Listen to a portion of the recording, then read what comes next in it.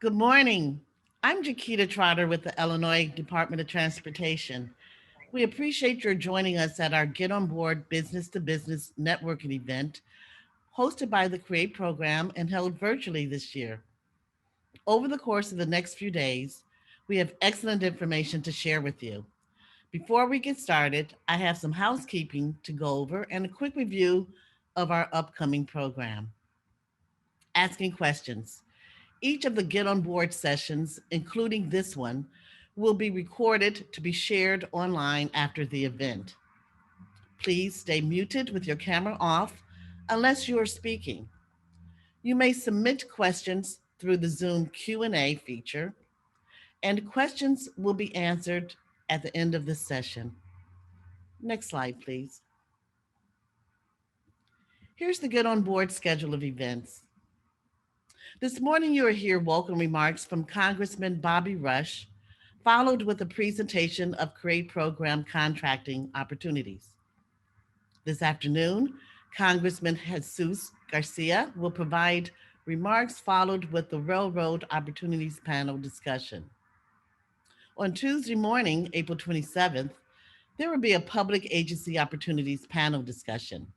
Then on Tuesday afternoon, working on CREATE an Insider's Perspective, you will hear directly from DBE firms working on CREATE projects and their experiences. Next slide, please. Wednesday, April 28th, the business presentation sessions begin. You'll hear from potential suppliers and contractors about their firm and services. The first session begins at 10 a.m. Then at 2 p.m., we will hear from Congresswoman Marie Newman with session 2 of the business presentations following. This brings us to Thursday, April 29th, the last day for Get On Board. In the morning, we will have session 3 of the business presentations, followed with closing remarks. Well, it's time to begin. Thank you again for attending and enjoy the event. Here's Sis Killen, Superintendent, Cook County Department of Transportation. Sis? Thank you, Jaquita, and good morning, everyone, and thank you again for joining us. My name is Sis Killen, and I'm the Superintendent for Cook County Department of Transportation and Highways. I am very pleased to be able to welcome you on the first day of this Get On Board virtual event. We would also like to extend a thank you to our elected officials, community and business organizations, contractors, and other supporters who keep the CREATE program going. We could not have achieved so much over this time without the hard work and dedication of all the businesses involved. Your passion for the work you do and the energy that you create is what allows the program to accomplish its goals. Today begins the fourth Get On Board Business to Business Networking event. Get On Board has served as an opportunity for certified disadvantaged business enterprises, or DBEs, small businesses, and prime rail industry contractors to meet, learn from each other, and to forge new relationships that not only improve the region's rail infrastructure, but also enhances the quality of life for the Chicago area residents. This past year has presented several challenges for individuals, communities, and businesses, both large and small, but through it, we've continued to move forward and find ways to innovate so that we can keep each of our organizations moving. And that innovative spirit can be seen today through adapting the Get On Board event into a virtual platform, allowing us to meet safely while remaining connected to the projects, the partners, and most importantly, to each other. Later today and over the next few days, you will not only be learning about the different opportunities that exist with CREATE, but you're also going to hear more about how to become a DBE certified and how to use those certifications to participate in the work we have in our program. You will also be hearing from existing CREATE DBE contractors on their experience working with the program.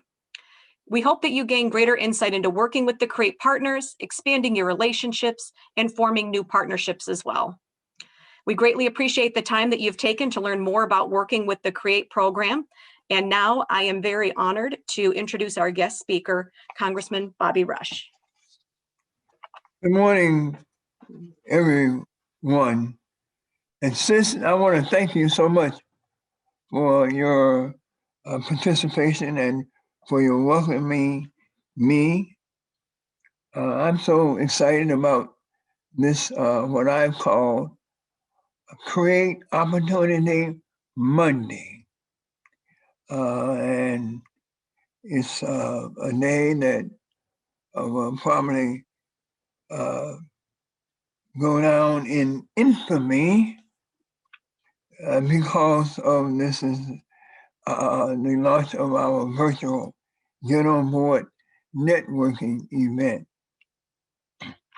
And it goes without saying, sis, and to others, that having a robust and well-funded infrastructure is so critical to our growth economically, our competitiveness, to our nation's economic future.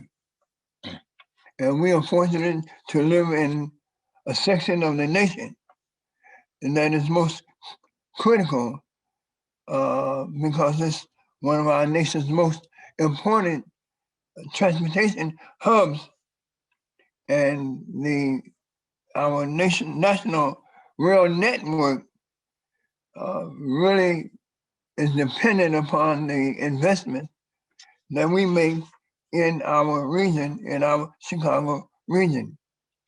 And most of you realize, or if you don't realize, I want to bring your attention to one outstanding factoid, and that is that 1 in every 4 U.S. freight trains passes through our city. 1 in 4 of our nation's trains pass through the city of Chicago. That's right now. And for that reason, the partnerships and the projects that are created and facilitated by the CREATE program is absolutely essential.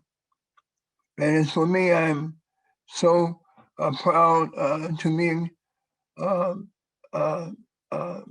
life or tireless advocate, a lifelong. And I'm so proud to fight using sharp elbows in the Congress and in other places for the 75th Street Corridor Improvement Project. And in addition to all other projects that enhance our transportation future. CREATE is a very exciting program. It's one of the nation's and one of our region's foremost and most innovative public-private partnerships.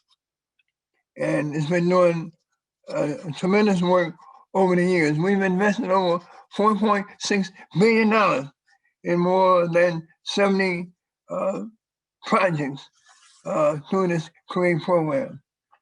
And these programs present an enormous opportunity. This is why I'm calling this Economic Monday, Economic Opportunity Monday. It creates enormous, incredible opportunities for economic development in our local and neighborhood communities. We will generate $31.5 billion in benefits, and we'll create tens of thousands of jobs just through this CREATE program. We can all just imagine the impact, social, economic, cultural, and impact that it will have on our nation. The project, the 75th Street Corridor Improvement Project, is the largest project in this very ambitious program called CREATE. And I, for one, am so excited and proud of the fact that I was able to contribute by helping to secure federal funding for this program. And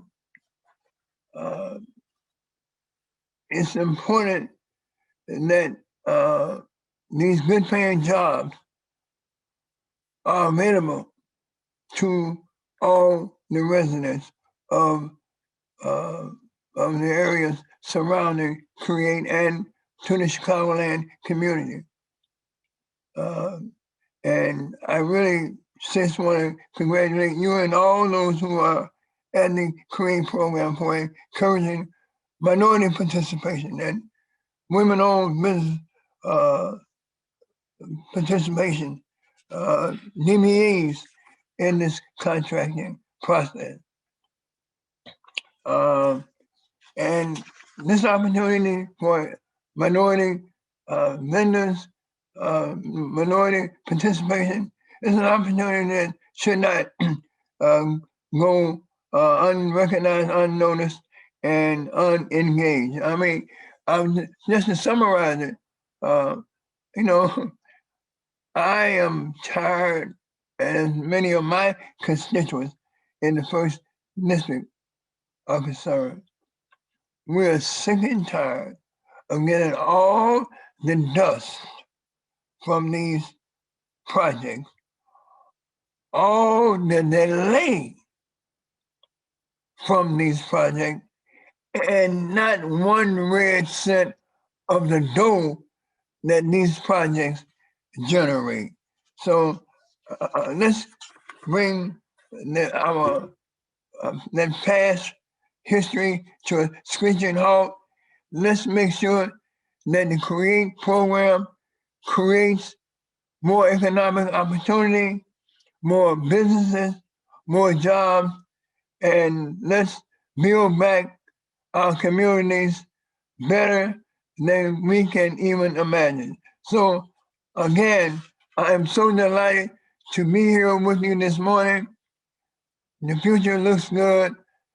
Let's make sure that we own this fact that I think we've kind of ignored, not really taking it to our using it for our advantage, not really promoting it, not think of it as an advantage. We are the transportation hub of the Midwest and indeed of the nation, the crossroads of the nation. On Friday, I went out to visit a project in Grand Crossing, and there I was told that the Grand Crossing community, the reason it was named Grand Crossing is because the railroads crossed that community around 75th and South Chicago. That's our legacy, that's our history, and also that's our future. Let's own this railroad industry. Let's make sure that this hub is appreciated not just in our nation, and not in our region, but also in the world. You know, again, Chicago, the Chicagoland region, we are the largest inland port in North America. The largest. That means that we have an almost unlimited capacity to create an economy around business opportunities, contracting opportunities, employment opportunities. We've got that gift, and let's utilize that gift. Let's not squander that gift. Let's open that gift up and utilize it and make it benefit all of our citizens from every community, from every zip code, from every neighborhood. Thank you so much, Chris, sis. I'm so glad to be here with you this morning. Congressman, thank you so much for joining us this morning, and your commitment to your work and your passion and energy and the challenge really that you bring forth to the CREATE partners is evident. You've served the people of the 1st District for more than 2 decades. You've represented the south side of Chicago and the southwest suburbs. And we want to point out with your work as a second-rate Democrat on the influential Energy and Commerce Committee and chair of the subcommittee on energy, You have continuously sponsored and supported countless pieces of legislation aimed at uplifting the most vulnerable members of our society. And with your opening remarks today, we hear that commitment and that call to us to own our work, to make sure that we are providing the opportunities. We also want to celebrate you, Congressman, as an honorably discharged veteran of the United States Army, and acknowledge that you hold the bachelor's degree from Roosevelt University, as well as a master's degree in political science from the University of Illinois at Chicago, and a master's degree in theology from McCormick Seminary. We recognize and thank you for your responsibilities and your celebration being a pastor at the beloved Community Christian Church of God in Christ in Chicago, and recognize your passion, your call for community organizing and activism as a founding member of the Illinois Black Panther Party, and later serving on the City of Chicago Council from 1983 to 1993, you understand the needs and you bring that passion and that vision and that creativity to your work. We feel that. I know you have energized our attendees today in understanding what being the freight hub of the nation here in Chicago, bearing that burden, each of our residents right on the shoulder, but also recognizing, Congressman, and sitting here with us, the great business opportunities that you helping bring this money home to our region to launch this great project, what that means today, and the importance of all of us gathered here today. Congressman, we thank you. We appreciate your attendance at today's events, and as always, your continued support of the CREATE program. Thank you. Thank you so very much. Thank you. We will now transition into today's upcoming work presentation.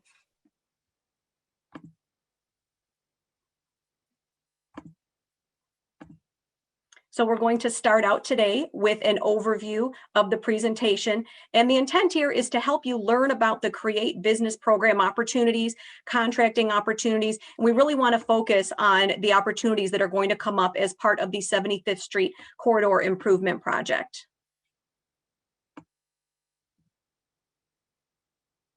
Next slide, please. The CREATE program is a first of its kind partnership between the United States Department of Transportation, the state of Illinois, Cook County, the city of Chicago, Metra, Amtrak, and the nation's freight railroads. This is a unique collaborative, and it's for a very good reason. The challenges that we seek to address cannot be solved by a single entity. We are the freight hub of the nation, as the Congressman so eloquently pointed out. And while that is a very incredible badge to wear and role to play, it also comes with a tremendous amount of responsibility. CREATE is going to invest billions in critically needed infrastructure improvements to increase the efficiency of the region's passenger and freight rail infrastructure. And more importantly, we seek to enhance the quality of life for Chicago area residents. You see on this slide the various partners that comprise the CREATE program, and calling out specifically our railroad partners in the Belt Railway, Burlington Northern Santa Fe, CP, Canadian National, CSX, the Illinois Harbor Belt, Norfolk Southern, the Union Pacific, along with our two passenger railroads, Metra and Amtrak. The CREATE program consists of 70 projects. It consists of underpasses or overpasses, with the key goal is to separate trains for motor vehicles and other roadway users. We have included projects that separate the passenger trains from freight trains, eliminating those conflicts. We have included over $30 million in improving viaducts across the region. We're also providing grade crossing safety enhancements, as well as rail improvements that include signal upgrades and providing for extra track capacity. I'd now like to spend a little bit of time talking about the 75th Corridor Improvement Project. The CREATE partners applied for and were successfully awarded federal funding for the 75th Street Corridor Improvement Project from the Federal Infrastructure for Rebuilding America Grant Program, also known as INFRA. This was used to fund the Phase 2 final design, as well as partially fund the Phase 3 construction.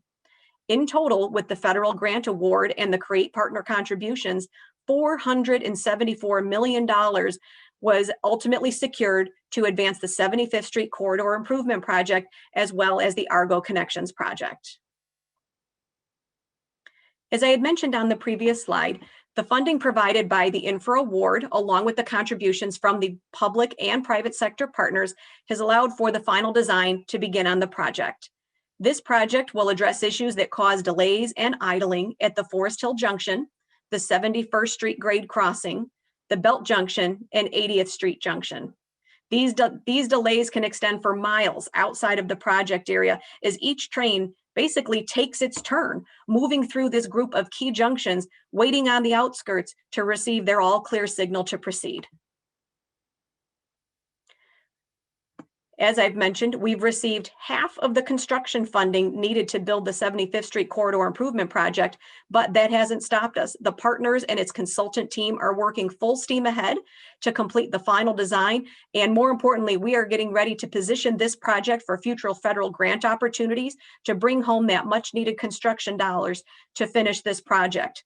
Let's take a minute to highlight some of the project components and where we're at. As you can see in the center of your screen, moving east-west, we're going to be adding a new second Metra track on the Southwest service line. We're also going to be constructing a new flyover, a bridge structure that is going to take the north-south CSX line at Forest Hill over and above those east-west rail lines. And we're also going to be constructing a new grade separation at 75th Street 71st Street with the construction of this mile-long bridge. These are the project components where we have secured construction funding to date, and the advance work for the CSX bridge flyover is commencing. The next few projects are already advancing in design, and we are awaiting the opportunity to bring home that next phase of construction funding. Over on the left side of your screen, you see the new Norfolk Southern Main Line into Landers Yard. That's called EW2. We also have a new Union Pacific Bridge over 88th Street, also part of the EW2 project. We're also going to be bringing a new Metra Southwest service connection into the Rock Island line.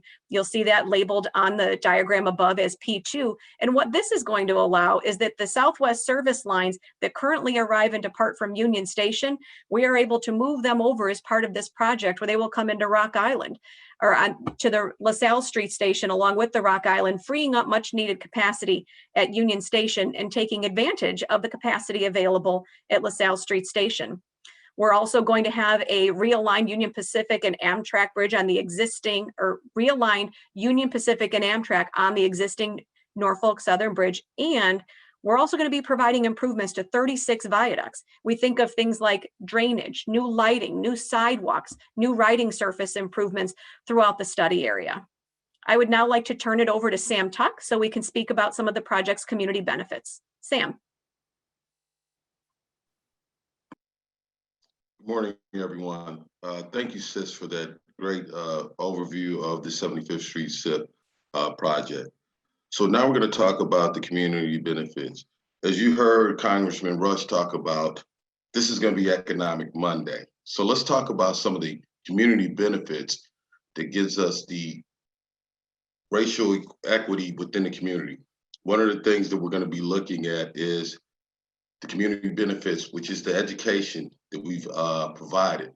Part of our grant was to deal with environmental justice. So we did education where we had $200,000 worth of grants to some programs, as you can see on the slide, the Creating the Classroom and the community and the labs. And this is all within the community of the 75th Street SIP. We also dealt with local jobs and workforce development. So we have a job training program on the projects right now through Dawson, where we pick students that come in and go through the training at Dawson Institute, and now they're able to get on the contracts on some of the jobs with a grant, basically within the grant that the feds have provided on the job training, which is $15 an hour. Some of the students that we're getting, like I said, from Dawson is a part of the IDOT Highway Construction Careers, and also the is part of the, which is the HCCTP. We're also doing a very robust disadvantaged business enterprise. Most of our goals are between 20 to 30%. So we're looking into making sure that this is a diverse project and that there are going to be opportunities. Next slide.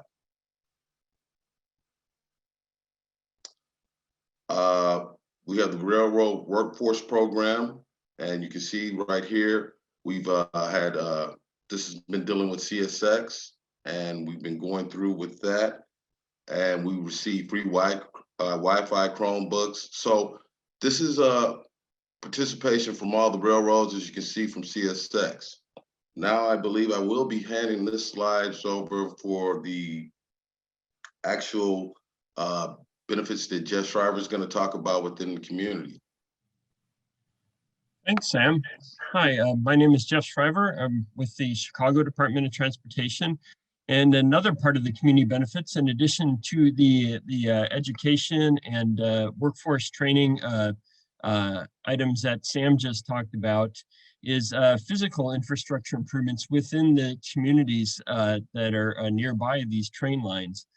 And so these community mobility benefits are intended to improve the quality of the streets and sidewalks, residential streets and sidewalks, add in and replace trees along some of the major streets where they need to be replaced, improve the condition of the pavement, improve bus stops, and other neighborhood level facilities. And this all came out of planning that was done at the early stage of this project, part of the also the environmental justice component of this to make sure that the neighborhoods that are affected by the railroad construction projects also get concrete, no pun intended there, types of benefits that really affect, just the day-to-day needs of the neighborhood, kind of beyond just improving the trains that go through the neighborhood, but the physical infrastructure that's right out in front of everybody's home and that is used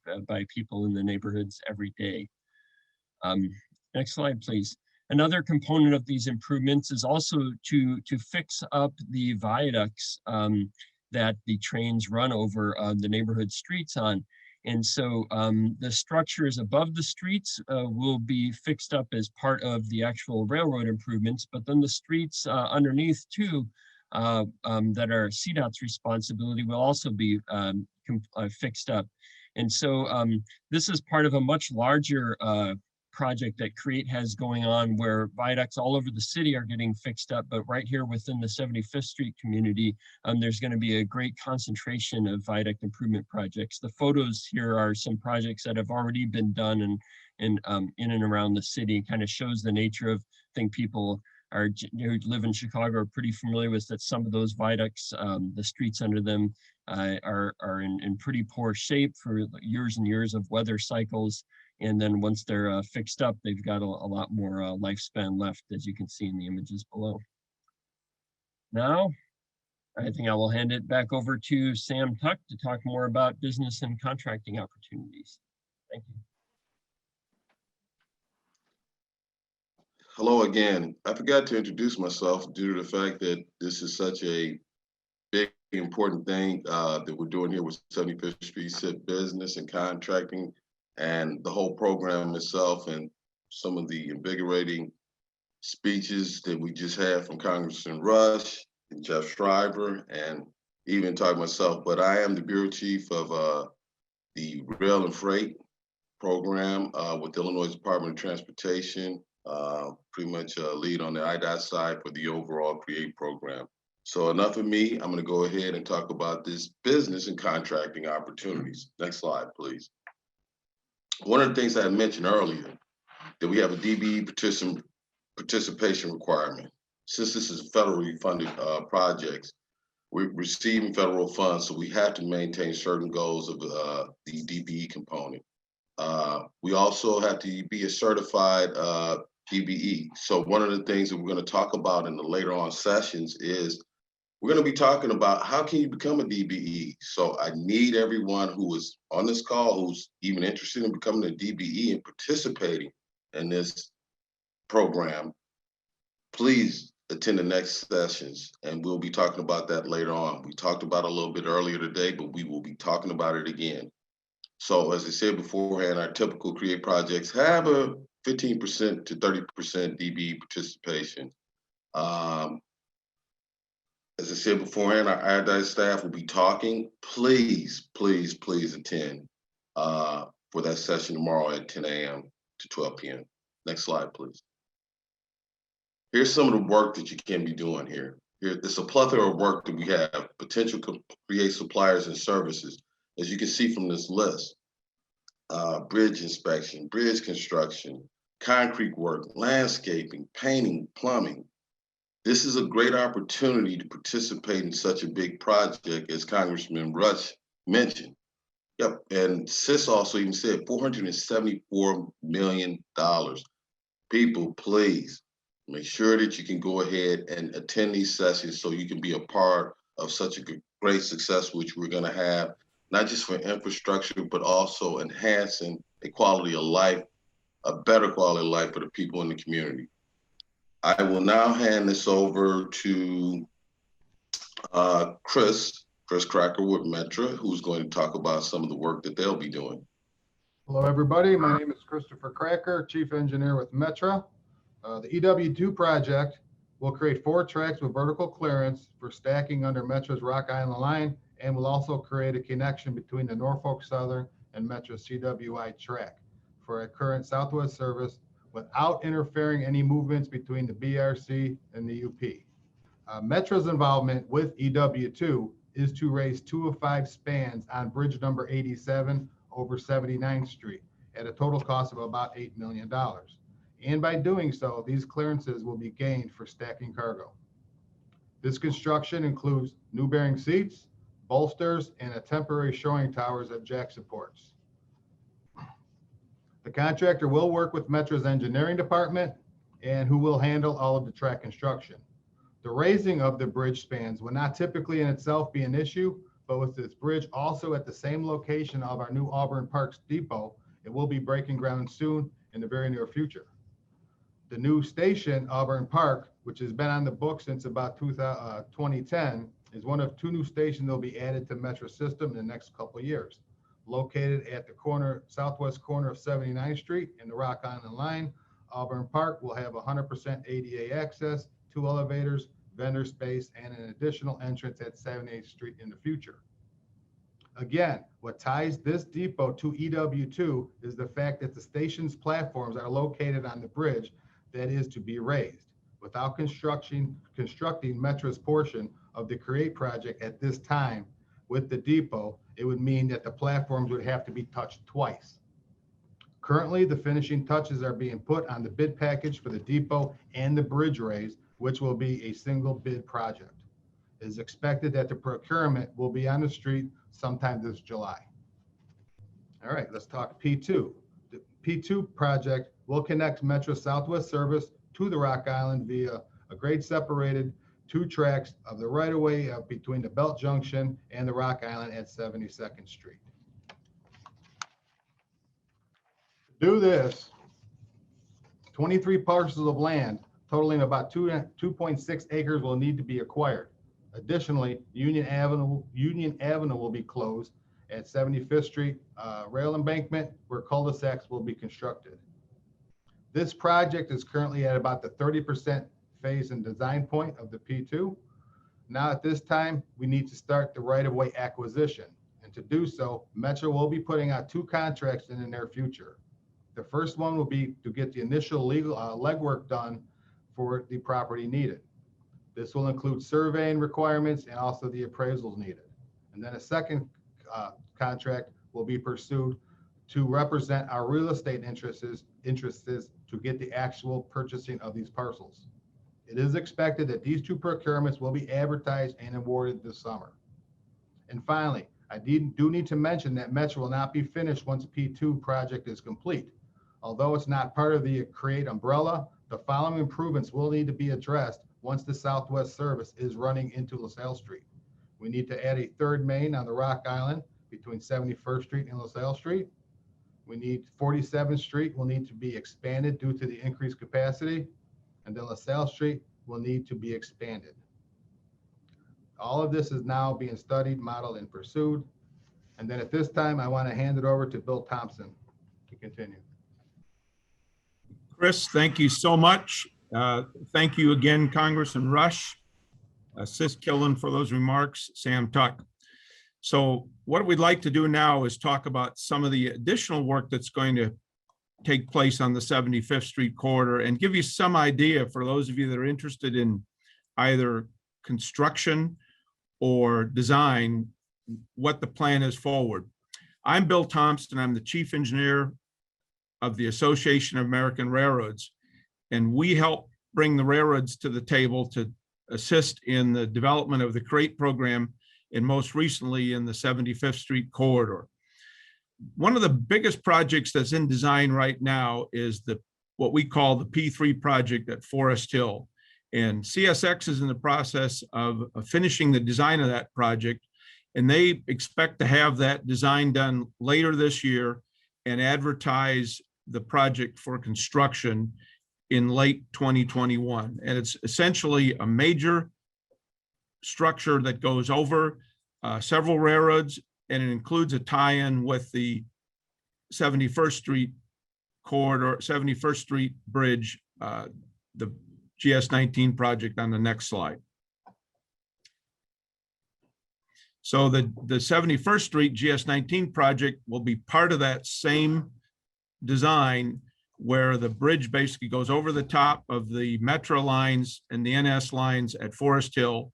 And then as the grade drops toward the north, toward 71st Street, we'll end up with a grade separation at 71st Street. And those of you that are on the call that drive 71st Street on a regular basis know that there's an unknown number of trains that cross 71st Street. And we see this as a great benefit to the neighborhood and to that part of the city and to that major east-west thoroughfare to grade separate 71st Street. And we're able to do it because of the construction of the P3 project. In addition, there's work underway in what's called the EW2 project, phase 2 design, which is the responsibility of the Norfolk Southern, and Union Pacific also has work that's getting underway right now. And the design for the phase 2 design for the EW2 project has been awarded, and there's multiple design packages for management and track design. And now Norfolk Southern is in the process of developing the bid packages for the structure design, and those bid packages will be released this summer. And there's considerable amount of structural design and related work associated with the upgrades of the many of the viaducts that were mentioned earlier on the 75th Street. In addition, there'll be an RFP out in the future, again, for property acquisition in this area. The exact dates of that have not yet been determined. Some of the other work that's underway, which we're very excited about, and Jeff mentioned earlier, are these community mobility improvements. IDOT and CDOT are working collaboratively to work through the various issues associated with these community mobility improvements. There's a plan in the spring of 2022 to start construction. In order to do this, CDOT would put an RFP, or put a bid out rather, for construction of these community mobility improvements. There's sidewalk work, drainage, paving, lighting, landscaping, et cetera, that will be released under the auspices of CDOT. And again, this is being managed cooperatively with the rest of the partners, just as the rest of the program. Let me talk about some other community benefits. One of the really exciting things that we're seeing here is a benefit that's come to us in a program originally developed by IDOT to assist in the development of careers in the construction industry, particularly on the highway side. But now with the advent of the CREATE program, we're able to take advantage of this program at Kennedy King College and the Dawson Technical Institute, training people to work in the construction industry. And it's an excellent program. It teaches important safety skills. The contractors have incentivized work to basically bring these people on board and to get the graduate through the program and to be trained on the construction of great projects. And several of the graduates have already moved on to other jobs, including with the railroads and with contractors. Now I'll turn it over to Tom Livingston, who's going to talk about the community benefits program that have been developed by the railroads as part of their contributions to 75th Street. Thank you, Bill. Good morning, everybody. And I see my colleague Herbert Smith, who is presenting a check in this slide. So I think we might, Herbert, are you on, or do we want to hear from anybody from Norfolk Southern? If not, we'll jump right over to CSX.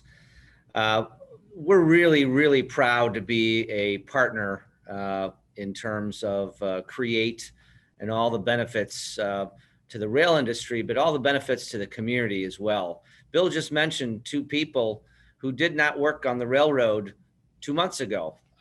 We are really pleased with the partnership. We've already either hired or have an offer or in training 4 individuals that have started with us through the Dawson Technical Institute at Kennedy King College, and they are really excited to be part of our CSX family and the broader railroad industry family. And that includes some of our subcontractors, many of who I recognize on the phone as attendees today. So thank you for that.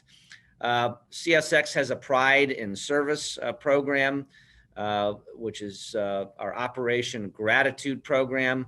There we have assisted with local hospitals, particularly during the pandemic, to bring goods that we ship. And instead of going right to the grocery store, we literally take a container right up to the hospital and make sure that on those long shifts, our first responders in the community around these projects have had much needed supplies. I want to thank Trionel and Melkel, excellent consultants. They've really been instrumental through Parsons and Trans-Systems and getting these programs up and running with us at CSX. We're also a proud, strong partner of the Cook County Forest Preserve Foundation, where we involve programs that teach young people forestry management and conservation, and their citizen scientist program in the forest preserves. And literally the Dan Ryan Woods, where a lot of these programs take place, is at the liftoff point basically of the overpass, the P3 overpass. So we're really excited to have community benefits right there with CREATE. So on behalf of the many railroads involved, we want to really thank our partners. Congressman Rush has been a champion, a true champion of his community, his district, his country, and of good infrastructure. So we appreciate that very much. He's also a former railroader, which we note. With that, it's a pleasure to turn the microphone over to my colleague at the Union Pacific, Eric Varela. Eric? Thank you, Tom. Appreciate that. And thank you to all the participants today. It's great to see we've got over 170 folks joining us today to learn more about CREATE, the opportunities the program can provide to diverse suppliers, and some of the benefits, as we've already kind of talked about, that the program can provide. So as Tom mentioned already, and Sam and Jeff Shriver from CDOT mentioned earlier, there's a lot of infrastructure and developments that come as a part of these projects to the community. But in addition to those kind of physical infrastructure benefits, the railroads also believe in sustainable communities. We work in those communities. Our employees come from the communities where these trains go through. And some of the ways we do that to benefit those communities are through education and workforce development programs. And Union Pacific particularly has a strong interest in those areas, as evidenced by some of the work we've done here on the slide to foster continued growth so that young men and women in the 75th Street community get the education and get the training in the railroad industry and other skilled areas. So for a quick example here, the UP Foundation has provided a grant last year to the Pink Hard Hats program, which is a program from the Reflections Foundation. This is a program that targets young women, African American and Latinas, in communities where we partner with the industries so they can get job training in construction, in the skilled trades, and in manufacturing. We've worked with many other organizations through the Union Pacific Foundation to give grants to communities, to organizations in these communities to help with education and job skill development.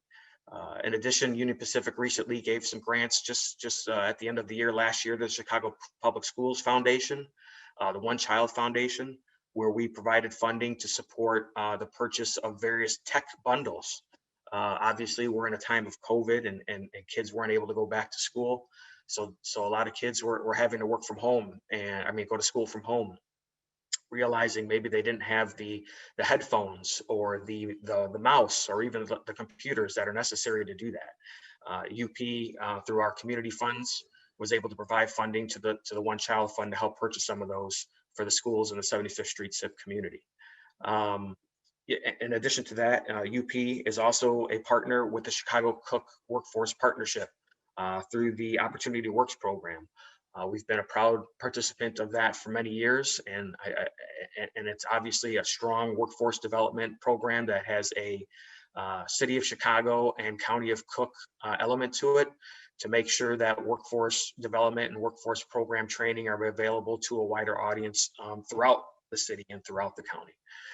So those are just a few examples of how, in addition to those kind of physical infrastructure improvements the community gets, just some of the other ancillary benefits that all the railroads participate in with 75th Street's community. I will point out too, really quickly, for those of our friends on the call that are those local community organizations, not-for-profits, or if you know of those folks in your community, the Union Pacific Foundation Community Ties Giving Program will begin accepting applications for grants beginning June 1st. You could see on the bottom of the slide here, there's a link to the UP Foundation. You could also just Google Union Pacific Foundation, and that'll probably come up. Again, you're looking for the Community Ties Giving Program, and we give grants in that area annually. This year it starts June 1st. And, we look to provide grants in the workforce development area, organizations focusing on safety and community needs, and so on. So I encourage you all to take a look at that, make sure that your local organizations are aware of that, and please apply. These are grants that can range from anywhere up to $25,000. So they can have a tremendous impact on the great work that not-for-profit organizations are doing now, especially during the times of COVID. So with that, I will turn it back over to my colleague. I don't know if Herbert is back on to talk about Norfolk Southern. Otherwise, I think we're going over to some of the DBE involvement. So is that back to Sam? Back to Sam Tuck. Yes, it is. It's back to Sam. How you do? Thanks, Eric. Eric, and Tom and Herbert and the rest of the railroads, this is truly a public-private partnership. Appreciate all of my colleagues and the county and the city also really looking at the infrastructure, just not putting up a structure that's going to be there for 50 or 100 years, but to change the way the community looks at things, to change that way of life. And it starts in the beginning with DBE involvement. It starts in the beginning with the community. One of the things that we heard about within the community on the 75th Street SIP project is once we start this construction, what's going to happen if there are pests within the neighborhood? It's going to disturb the area and probably, have pests running. And one of the things that we looked at is the community came back and said, hey, you need to handle this. And what we did was make this a part of the project, to get ahead of it before it's a complaint, to get ahead and make sure that we're doing the right things in the community. So with that, we end up getting a pest abatement, which you can see Landmark Pest Management. And the great thing about it is the DBEs that we have hired, that Parsons and Trans-Systems hired, Melkel and Trinal, they actually went ahead and talked and worked with pest abatement companies and found that and work with the community. So it's a huge network where we're working in and bringing things together. The biggest thing too with the pest abatement company, they even actually went out and got somebody to work within the community to be a part of it. So here's the things that we're looking at the community benefit highlights to go ahead and enhance a way of life and also continue to keep that economic growth and jobs. Now, I'll hand this over to Bill and he will continue. Thank you, Sam. Appreciate it. Eric, appreciate those words. And Tom Livingston, thank you very much. It's wonderful to see the participation, not only in CREATE, but in Chicago by the railroads in the community. I'm going to talk about other upcoming opportunities, but I'm going to take the opportunity right now to talk about, for those of you that are on the call that aren't necessarily in the design or construction industries, the railroads will have a session this afternoon dealing with doing business with the railroads. And this whole purpose of this entire program is to help take the mystery out of how to do business with the railroads, how to do business with the CREATE partners.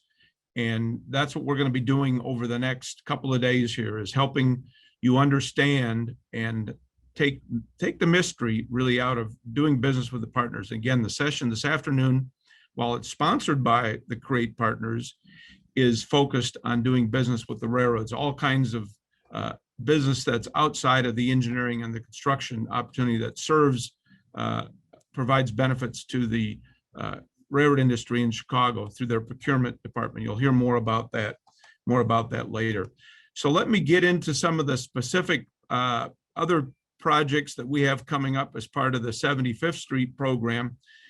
And we mentioned earlier, Chris mentioned the Rock Island Bridge Raise construction. So here's a list of some of these projects that are out in front of us right now. And that'll be bid later this year. We have the right-of-way for the P2 and the EW2 projects. There'll be work on that started later this year. We have the Norfolk Southern packages on the structure design. We're not sure exactly how many packages they're going to have at this time. That's still in development, but that's basically to deal with the many, many viaducts in the 80th Street and 75th Street area. We have the community mobility improvements that CDOT is managing, we talked about earlier. That'll be bid later this year for construction starting next year. We have the P3 stage 2 construction in the north-south corridor through Forest Hill, and CSX is finishing the design of that portion of the project, and they expect to bid this fall along with the GS19 project. We bid at the same time, and it's also in the same stage of design right now, with CSX handling that. Some other work in the area is in Dalton. We have a great project. It's called the WA11. It's an improvement in the Dalton neighborhood, and that project is in design right now. There'll be some grading, drainage improvements, grade crossing improvements, and possible construction of a third main track. Design is expected to finish late this year or early next year, and this project is partially funded with a CRISI grant, and that work will be going forward within about the next year toward construction. There's a lot of work going on in the Pullman Junction area. The Norfolk Southern is in the process of finishing the design of what they call the EW3A project. There's a segment, also a segment B to this same project. The EW3A is essentially the portion of the project to the west. The EW3AB project is the portion of the project to the east. It's expected that Norfolk Southern will put out for bid the EW3A project later this year and start construction next year, with completion expected in 2024. And there'll be construction management work first that'll go out, and then construction will follow that. And the construction management work will start, and then directly behind that, you can expect the construction to start. That includes a noise and retaining wall construction, some track construction, grading, drainage, and other bridge related improvements in the Pullman Junction area. Other opportunities include Columbus Avenue. Many of you drive Southwest Highway, are familiar with that crossing with the Belt Railway of Chicago, just directly west of Western Avenue. It's also a headache if you drive east-west through the community along with 71st Street. That construction is expected to begin in 2022. It's currently in design. The 95th Street grade separation with Union Pacific is in design. The phase 1 is in process of completing. They expect phase 2 to start directly after that. We do not have funding for construction. And then the Cottage Grove Avenue grade separation, we call it our 23A project, is in phase 1. We expect the phase 1 to begin in about 2 years. One thing I might point out is this information is available. Not only will you be able to get a recording of this in these documents if you're interested, but also there's additional information on the CREATE website, and there'll be information on that at the end of the presentation. Last of all, if you want information on any of these bid opportunities, if you want to receive the newsletter, if you want to receive updates on the status of the program, please go to createprogram.org and you can sign up for doing business with the CREATE partners, and you can register and get on the mailing list for emails if you're not. And there's different levels of involvement, whether you're interested in other types of support, bid documents, whether you're interested in consulting, providing suppliers, et cetera. But you're welcome to, anybody is welcome to go to that website, go to the website and register to receive the documents we've shown here and additional information about the opportunities in the future. Thank you very much again. This afternoon, we'll have the railroad only session at about 2 o'clock today, and we'll have remarks to start that from Representative Garcia. We really do appreciate all of the partnerships we have with the community here, and we really appreciate you're taking your time to listen and to understand the program, and we do want you to benefit from the CREATE program. Now I'm going to turn it over to Christy Bright. Great, thanks so much, Bill.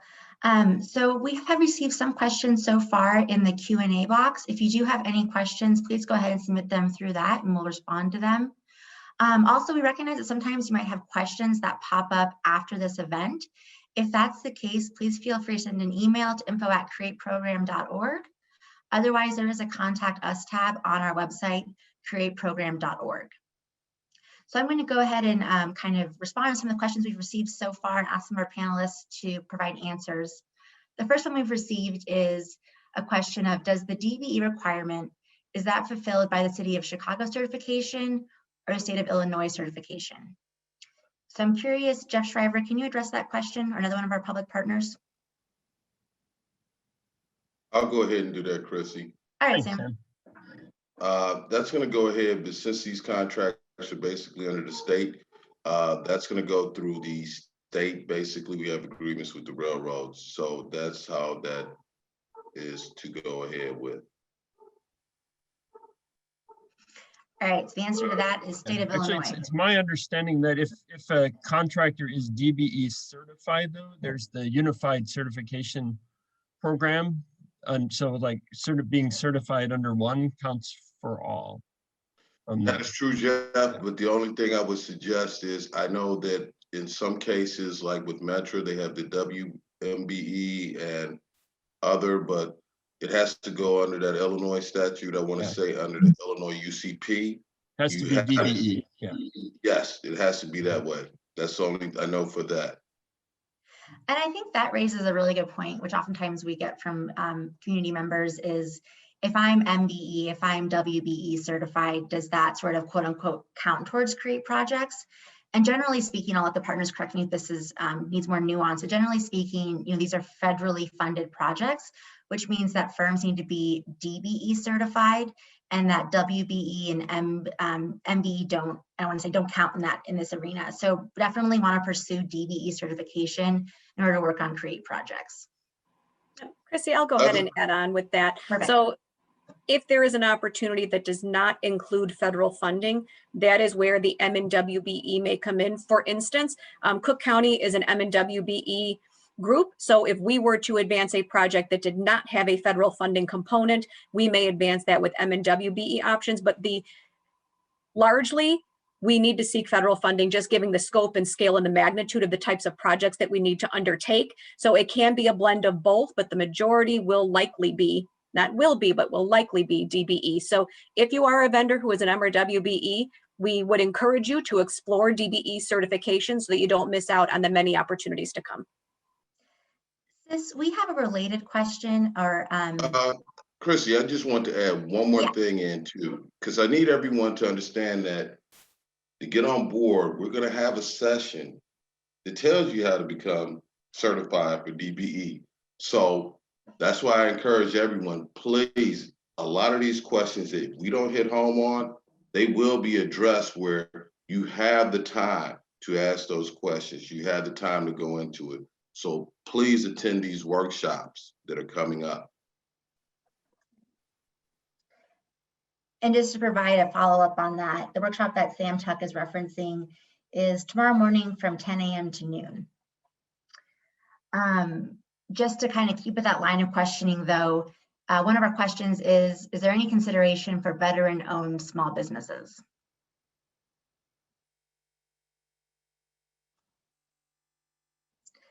I don't know if Sam or Sis, you have an answer to that. I can comment on that briefly, but Chrissy, as you had mentioned, these questions we'll go into detail on these tomorrow. Cook County does have a program for veteran and small businesses, but again, which types of projects those can be applied to will vary.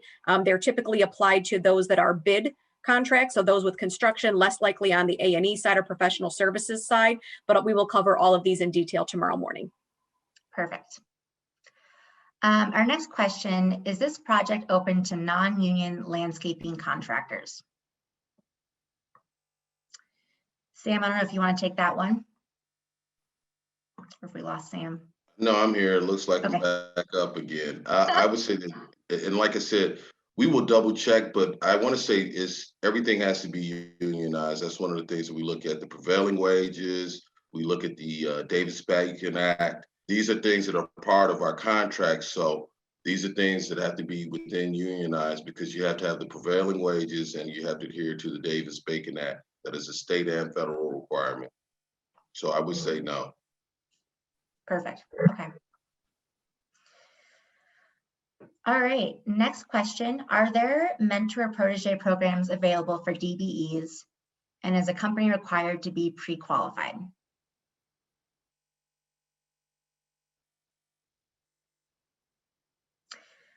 Jaquita, I don't know if perhaps you have any insight on that, or Sam.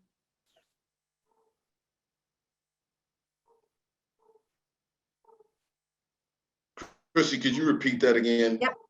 So are there any mentor protege programs available for DBEs? Yes, we have some of our firms right now who are working on some of the creative program projects right now, even in design. We have the mentor protege program, and some of our one of our things is when we look at some of the consultants, they also have that to boost up their DBE percentage. So we do have the mentor protege program within some of these contracts coming up. And that's the one thing that we're looking at when this audience today, we have community, contractors, consultants. That's the one thing that we're looking at. We're trying to get everybody, as this whole presentation is, get on board. That means we're looking for new things. We're looking for people to bring on, people to have a part of the mentor protege program.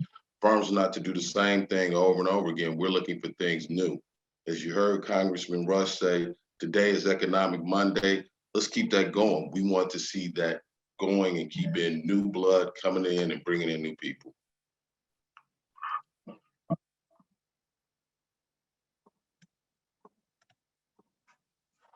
Okay. Another question we have is, are there opportunities for promotional branding companies? And I would say the best way to learn about opportunities related to create program contracting is really to go to the bids page of the website. And that is where we do post all of the opening opportunities for contracting. Additionally, on that webpage, there is a place where you can sign up for procurement notifications. All procurement that happens on Create projects happens on this page, and we send out an email to folks as opportunities become available. So if you have anything you want to get in the pipeline, sign up for our procurement notification listserv. Okay. The next question, does having Class 1 railroad experience help with the selection process?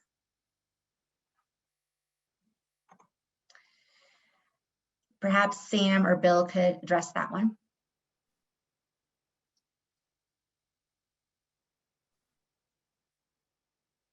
Bill, you want to handle that one, or I can handle it?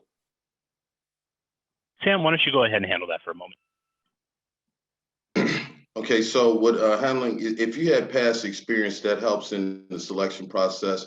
That's one of the things where some of the railroads go out to select a firm.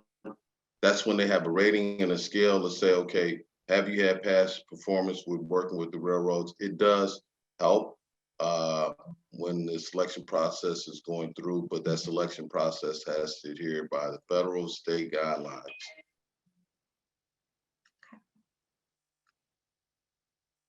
Thank you so much for responding to that. Yes, basically any work that you anticipate doing with regard to the CREATE program has to adhere to the federal guidelines and the state guidelines, along with the railroad's requirements for doing that work.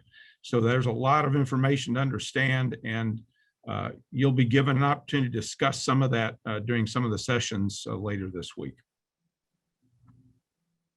Perfect. Okay, here's an easier question. Will the presentation slides be made available? And the answer is absolutely. So all the recordings from throughout the week we posted to the CREATE website. And additionally, we'll have the slides made available on the website as PDFs. Another question related to unions. To clarify, does a company have to be a signatory to the relevant unions, or will there be a collective bargaining agreement in place? Sam, do you have the answer to that one? I want to make sure that I address that question correctly. So one of the things that I would love to do is get back with you, because if I didn't clarify that answer for you, I want to take your question and we will get back to you before the end of the week, definitely to that answer. And you can still follow up with us, but I want to make sure that we address it, and I want to make it very lucid that you have the answer that you're looking for. Perfect. Okay. I'm looking through the questions you've received so far. I think we've addressed what we've received. If anyone is raising their hand, if you could actually submit your questions in the Q&A, that would be really helpful for us. Are there opportunities for this is a new word for me, thermography company? You want me to answer that one, Chrissy? Go for it. If you're talking about, and I'm hoping the person is like looking at deck thermography, where you're trying to see if anything is sound, or if it has like partial delaminations. I don't know if we'll have any opportunities for that on any existing structures or anything like that, or are we doing any type of roadway improvements where we'll be looking at full or partial depth patches? I think that's what they're looking for. I don't see that as of now, but in our designs, because we're still in the process, as Bill mentioned, and going through some of our designs on the infrastructure. I don't know if we'll be doing substructure that might require that. So until we know on the designs, then we could definitely get back with you if that is the deck thermography you're looking for, if that's what you're talking about. Yeah, a great point, Sam. And if they're interested more in substructure, and specifically several of the components of the design packages include ground penetration radar to locate utilities. So there is that work that's going on, and there will be more of that work going on in the future as the structure designs of the projects continue. So if that's what they're interested in, we will be using firms that have experience and understand ground penetration radar to locate utilities. It's a very important portion of the design package. Thanks. Perfect. All right. Will IDOT pre-qualification be necessary to perform work under specific NAICS codes?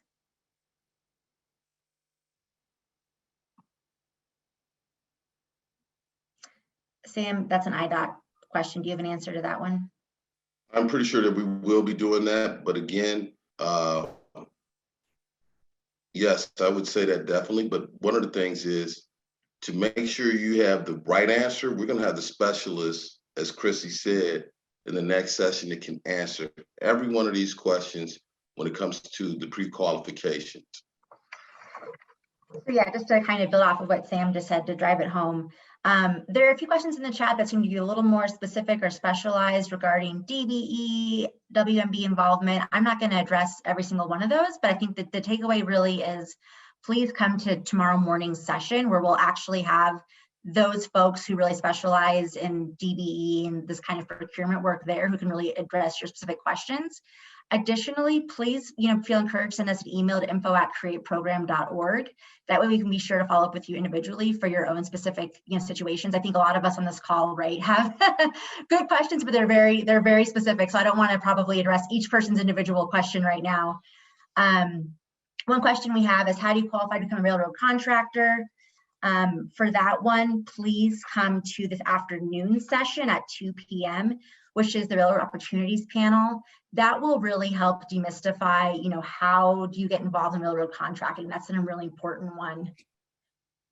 Let me highlight that point you just made. Yes, please, if you're interested in doing work in the railroad industry, and even with some of the smaller short line railroads in Chicago, we're going to hear from 6 of the Class 1 railroads this afternoon, along with 2 of the short lines, on what opportunities they have and how you do business with them and how to get that process started. Whether you're in the engineering and design, and of course, this whole series of meetings and these the webinars are sponsored by the CREATE program. But this afternoon, it's wide open, and it's really focused on the broad spectrum of opportunities we have in the railroad industry in the Chicago area, outside of just the design and the construction, which is a significant portion of the CREATE program, certainly. But yeah, please, as Chrissy said here, please participate in the session this afternoon if you're interested in doing work for the railroads and how to get qualified to do work for the railroad industry. Thanks. Perfect. I'm looking through the rest of these questions, and again, they're a little more specific, so I'll probably follow up with some folks individually. One question is, will the CREATE website break out engineering versus construction bid opportunities? And the answer is yes. So, generally speaking, we don't have that many bids that open at once, probably at most 2 or so. And so when you look at the website, it'll be very easy to tell where they're posted, whether it's engineering, design versus construction. They generally are very separated, so it's pretty easy to bid for one versus the other. Yeah, thanks, Chrissy. And every RFP, every design package, every real estate package, every construction package that gets let by any of the CREATE partners, whether it's the city, the state, the county, or any of the railroads, gets posted on the CREATE website. There's some great questions here regarding, are there opportunities for drone work, opportunities for security surveillance? And I think the best way to really look at this is, if you are a smaller DBE or you are a prime, it's really about how can we connect you all so you can work on projects together. And so one of the questions is, will today's attendees be made available? I'll let someone correct me if this is incorrect, but I believe that people that have registered for this event, those lists of companies will be shared with each other. And that way, when you do see a potential opportunity arise in the future, you can say, oh, it's this big kind of contract. Okay, it's construction, they're going to have security, and then find ways to get in the pipeline with teaming with other organizations that are part of this event. So you get to know other organizations. And I think also when we have, let's see, it's Wednesday And Thursday, we have our business presentations. And that's where some of our DBEs will be presenting in 5-minute, 10-minute increments, the services they provide. So that's a great way for primes to learn what DBEs are out there that you can team with on future CREATE projects. But the answer to your question is that yes, we will be sharing today's attendees. Yeah, Hey, Chrissy, this is Yeah. Sam. Okay. I'm looking at one of the anonymous attendees that asked about the security surveillance. I Okay. would suggest to that person, this is the whole thing again with the Get On Board. Attend the next sessions. Attend the ones that where you see opportunities might arise where you can participate. One of the things is find out doing business with the railroads, see what they have to offer. I'm not saying that that's available. Also find out if you as a security company need to be a certified DBE. So if they're looking for DBE goals to be met, that you can probably participate under some of the contracts. That is one of the things that we're having this Get On Board. Again, we're not going to be able to address all these, but we're going to go into detail and we're going to give you some good information. So please look at what's coming up, as Chrissy stated, and attend some of these. Please attend these sessions. Please do. Let me just add to that too. As you see, if you listen to the presentations that preceded, we have a lot of construction activities planned over the next couple of years. And the handling of security on those projects, which is important, is the contractor's responsibility. So if you do have security skills and you offer security services, you should be basically building relationships with the major contractors that might be interested in bidding on these projects. And they'll let you know whether or not if they're going to bid and what they're thinking of in terms of security. But some of them will have some security services available. Other areas that may not be necessary, but you have to maintain relationship and contact with those contractors in order to figure out what security support they might need. Great. And again, another important factor I just want to state, that contractor might ask you, are you a certified DBE? He might ask you that. So why not have that in your back pocket to say, yes, I'm a certified DBE. So that's going to be that individual's choice. So you decide, attend the sessions that we're going to have within the week, and you can determine whether you would like to be a certified DBE or not. If I could add on just one last statement on that before we move on, Chrissy, a lot of the questions asking for specifics, is this discipline required for 75th Street Corridor? With the Get On Board events, we're here to promote those networking opportunities. But folks, it's not just for the CREATE program. We're hoping to form meaningful relationships that will carry on into your work beyond CREATE. We know that CREATE is just one engine to get your business going, but it's really facilitating those relationships. Again, yes, specifically for CREATE, but the intent here is to provide you that networking and exposure so you can continue to follow on with other projects that may come along. Perfect. So I'm going to say one last thing, and then we'll kind of close this up and go to the next slide. Generally speaking, when we do have bid opportunities, we hold pre-bid meetings where we really, go through the bid opportunities, explain the type of work that's going to be required, explain some of the, contracting requirements. And during those pre-bid meetings, that's a great opportunity to learn who else is interested in this project, who can I connect with. And so this big event we have this week is really helpful to get you more understanding of how the projects work, get a sense of who's out there. But additionally, for every, for the actual bid opportunities, we do have pre-bid meetings, which would be another way to kind of touch base with people. So this is the beginning of more engagement. So if you don't get it all today, that's okay. As we go through this week and the months ahead, we'll have more opportunities to engage. Can we go to the next slide? Perfect. So just again, to kind of, hone in on what's ahead of us for this week. This afternoon is the Railroad Opportunities Panel. If you want to better understand how to work with the railroad projects, learn more about their supplier diversity efforts, that's a great panel. U.S. Congressman Jesus Chuy Garcia will be talking at that event, so it'll be really exciting as well. Tomorrow is in the morning, we had the Public Agencies Opportunities Panel. And again, that's when you can really ask the different agencies, DBE and WBE, and those folks who really have the answers to those kind of more nuanced questions. In the afternoon on Tuesday, we have Working on Create Insider's Perspective. And that's where we actually have a chance where you'll hear from firms who are already working on Create, who can maybe answer some of your questions about, how the heck did you get involved in this? And, what do I need to know in order to become a successful contractor on Create? So that's a great panel to attend as well. And then Wednesday in the morning, in the afternoon, as well as Thursday morning, then we have those business sessions. And that's when we'll have some DBEs. Every session is different DBEs, but they'll present on their business and the kind of services they provide. So if you're one of the primes trying to find DBEs to partner with in the future, definitely attend those sessions. The Wednesday afternoon one will be attended also by Congresswoman Marie Newman. Next slide, please. So we have a few questions, which is the same Zoom link for all sessions? The answer is yes.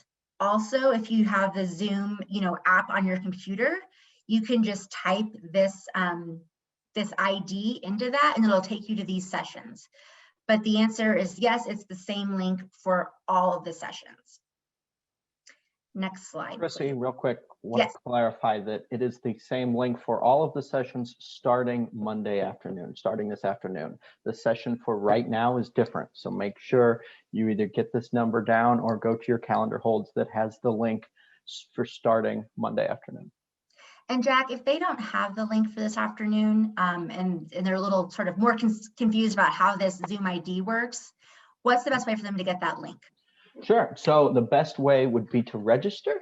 Most of them have already done so. If anyone is here and has not yet registered, you can still do so at tinyurl.com/create-get-on-board-2021. And if you didn't just write that down, you could check our social media. It's on there. It's on other emails that you have received. So that's the best way. And then that's perfect. Can you go to our last slide then? Perfect. So, how do you stay in touch with us? There are a few ways. info@createprogram.org. Real people check that regularly, so we'll definitely find your email there. Our website, createprogram.org, has a slew of information on there about the Create program itself, about the different projects, about bid opportunities. You can also follow us on Facebook and on Twitter. So I'm going to go ahead and close us out on this slide. Again, as questions arise throughout this week's event, definitely send us an email, attend our other sessions, and we look forward to seeing you throughout the week. Thank you so much for attending. Goodbye.